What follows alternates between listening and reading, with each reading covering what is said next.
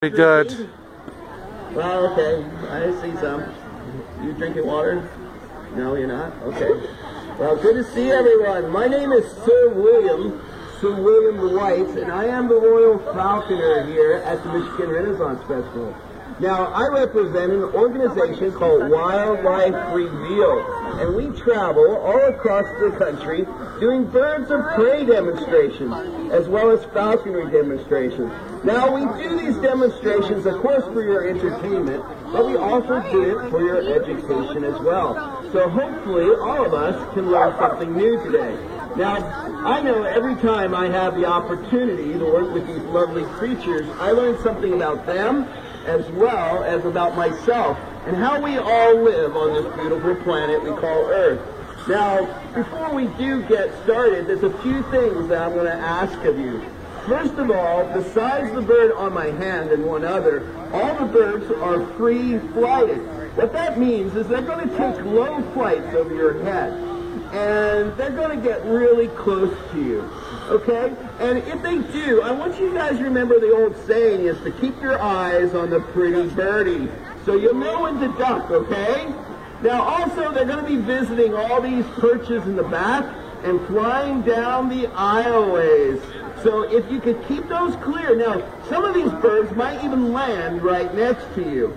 And so if they do, they're not trying to get you. They're trying to figure out how you fit into their world today. So just enjoy how close the birds do get. Now remember, birds of prey are called meat eaters. Meat eaters? We call these finger foods. So please don't reach out and touch the pretty birdie also. Now I do have one bird in particular that likes to scavenge the audience looking for leftover food. So if you have any food items, I want you to go ahead and hide them behind your back.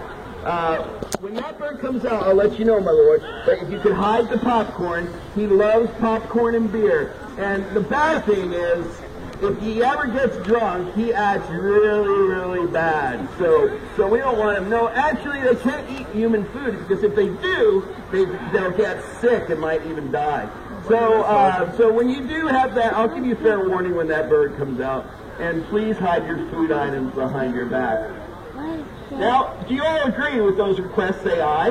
Aye. Say aye. Aye. Excellent. Now, the very first bird I want to introduce you to is the one that sits on my hand. Now, how many people have seen my show before? Well, welcome back. Now, all those individuals that haven't seen my show before, I want you to kind of take a look at these birds. This bird in particular. Now, you do have a species of this bird here in Michigan. Now, this is a big one, and so you don't have this specific species, but you do have one in Michigan that likes to live by lakes, rivers, and creeks. Likes to eat fish as well as insects. Does anybody want to guess what type of bird this is? Kingfisher. It is a kingfisher. Good job. It is the largest species of kingfisher on the planet. It's known as a terrestrial tree kingfisher. Now, my kingfisher isn't from America or the New World. It belongs to a country separated. It's called Australia. It's known as an Australian laughing kookaburra. Now, the kookaburra, unlike our kingfisher, often like to eat things more than just fish and insects.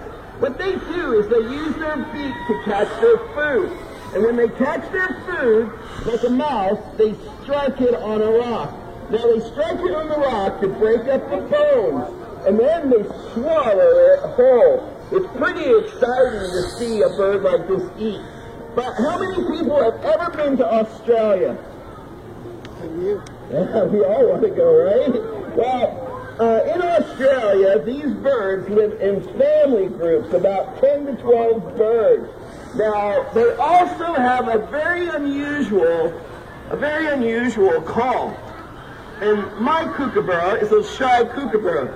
So if you guys are willing to help me out, we might be able to make Maggie here make her call. Now, they say it's much like a laugh, but you'll see, it's called a laughing Australian kookaburra. And we'll see if Maggie will laugh for us. So I'm going to teach you some sounds I think Maggie sounds like. And if we do them together, we might make Maggie laugh. So the very first sound I want you guys to help me out with is this sound. It's a O sound. Can you do that, my lady? Very good. Everybody on the count of 3, and I'm watching you in the back. All the O sound on the count of 3. 1, 2, 3. Oh. You guys are good here. You must have seen my show before. Okay, the second sound I think Maggie makes is an ah sound. It goes something like this. You make that sound for me, my lady. Wow. Everybody. Hey, Maggie, they're doing this for you. Let's all do the ah sound all together on the count of 3. 1, 2, 3. You're good. Okay, the third sound I think Maggie sounds like is that rolling of your tongue on the roof of your mouth. Something like this. Can you guys do that for me? That's good. We can't do it. Okay. You can do it? Try to get out with your tongue, and if not, walk off. Good. Okay, everybody, let's do it really loud. Hook it out. 1, 2, 3.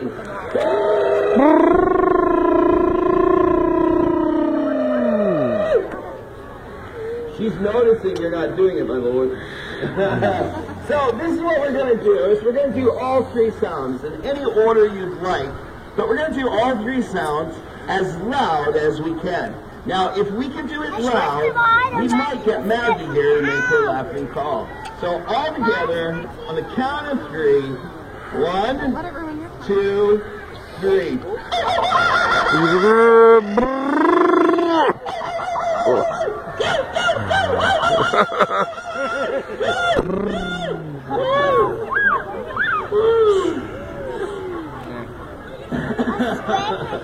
Ladies and gentlemen, if you feel sorry for me right now, I have donation boxes in the back, and my assistants, I think they just left, but my assistants have baskets. If you put $1 or $2 in those baskets, I might be able to get a kookaburra that actually works. Let's see, who's a good adult to do this? There you go. My lady, would you check to see if there's batteries in this bird? Do you see any batteries? No batteries. I told you guys you needed to put batteries in my bird. Well, what's really going on here? I think we all sound like a kookaburra. But really, to Maggie, we probably sound like drunk washing well workers. So, what Maggie needs is other kookaburras to make her laughing call. Well, this morning, a magician called Merlin came up to me and said, Sir William, I have this new magical device. In another 500-600 years, it's going to be the thing that makes you king of your kingdom. He calls it a remote control. And he said, if you have the remote control, you will rule your kingdom and someone will cook you food. Can you believe that? So, right? So, what he said is all I have to do is press the button. So, here you go. Let's see if we can press this button.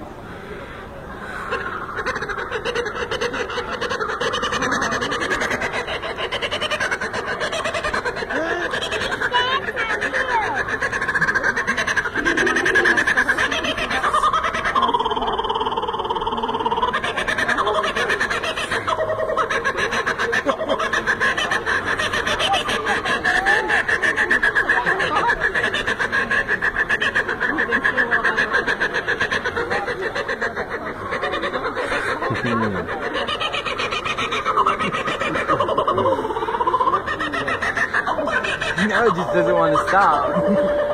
Yeah. Everybody Maggie. Now, I just want to let you know I have about 5 of these birds in our program. And at 5:30 every morning, all 5 of them go and make that sound. The problem is they never stop. Now, I always wondered why my neighbors look at me funny, but this is probably the reason. But anyway, before we put Maggie up, I want to let you know that old-time radio as well as television used the sound of the kookaburra in a lot of your programs that we grew up on. For example, how many people remember Tarzan? Now, Tarzan, you know those monkey sounds in the background? They weren't monkeys, they were kookaburras. Now, it would be all fine and dandy, but kookaburras do not live in the jungle. They live in the coastal areas of the United States, right? They lie to us, right? Now, I'm going to turn your world upside down. How many people remember the show Flipper? You know those dolphin sounds, a flipper? They're not dolphins at all. They're a modified kookaburra sound. Yeah, we got to get over it. They'll keep on lying to us, right? So anyway, everyone say bye to Maggie. See ya. Are you ready to see some birds fly? Yup. Okay, the next bird I had to share with you is a true bird of prey. Or we also say raptor. Now this bird, or this raptor, hails from the southwestern deserts of the United States. They're known as Harris hawks. Now Harris hawks, because of where they live, they've learned how to survive. And they've learned to survive by adapting a behavior that we as humans have been trying to learn for our entire existence. These birds, in order to survive the heat of the desert, they have learned how to cooperate. They live together in family groups. They feed each other's young, and they hunt together. Now, they hunt so well together, they're called the wolves of the sky. I want to introduce you to one of my wolves of the sky. His name is Camesis. Everybody welcome Camesis to the stage. Camesis. Now, Camesis is a true raptor, or a bird of prey. And raptors and bird of prey tend to have certain physical traits in common. So owls, falcons, and hawks have these 3 traits that are very common. First of all, I want you to take a look at Camesis' feet. On the end of Camesis' feet are long talons. Those long talons are called, those long claws are called talons. Now those talons are what they use to catch their food. So all owls, falcons, and hawks use their feet to catch their food. As a matter of fact, their feet are so powerful, if we didn't wear the glove on our hand, their talons would go straight through our skin and hit our bones. Now, another thing about these birds, birds of prey, I want you to take a look at its beak. I like the kookaburra with that long beak. These birds tend to have a curved beak. Now, the reason for the curved beak is that all raptors use their hooked beak to rip and tear their food. Now, just like we would use a knife when we eat our food to cut up our food in little pieces, these birds use their beak. Now, also, they believe that these birds have great eyesight. Their eyesight is about 4 to 6 times. I just want to let you guys know, the lower you duck, the lower he's going to fly. I always think it looks like a reverse weave. To slap you in the head. Yeah. So anyway, their eyesight is about 4 to 6 times more powerful than your in the mind. Scientists believe they can see colors. Colors that you and I can see, and colors you and I can't see. Now, these birds in the wild like to eat lizards and snakes. They also like to eat jackrabbits, or to catch jackrabbits. Now, where I'm from in California, jackrabbits tend to weigh about 10 to 12 pounds. Now, does anyone want to guess how much Camesis weighs? 3 pounds. How much? 3 pounds? 3. 5, 2, he weighs 1.5 pounds. He can catch something 10 times his size. Now, not only can he catch something 10 times his size, he can also, in the wild, hunt rattlesnakes. And you know you have to be a good hunter, and you don't want to ever miss if you hunt rattlesnakes. Now, one of the things people often ask me, are these your pets? And I have to say, I wish they were, but they are wild animals. They're not my pets. What's going on here is Camesis and I have been together for over 4.5 years. So we've spent a lot of time together. And this trust relationship is based on one thing.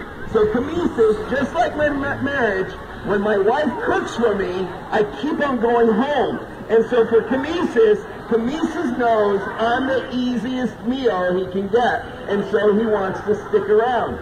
So basically, we never forced Camesis to do something he doesn't want to do. Because if we did, he would just fly off. Now, in those, people also say, how can I get a job like you do? Well, it's a very unusual job, I know. But I want to let you know about the sport of falconry. It is known as the sport of kings, or the art of falconry. And it's been going on for 5,000 years. Humans have been using birds of prey to catch their food for a very long time.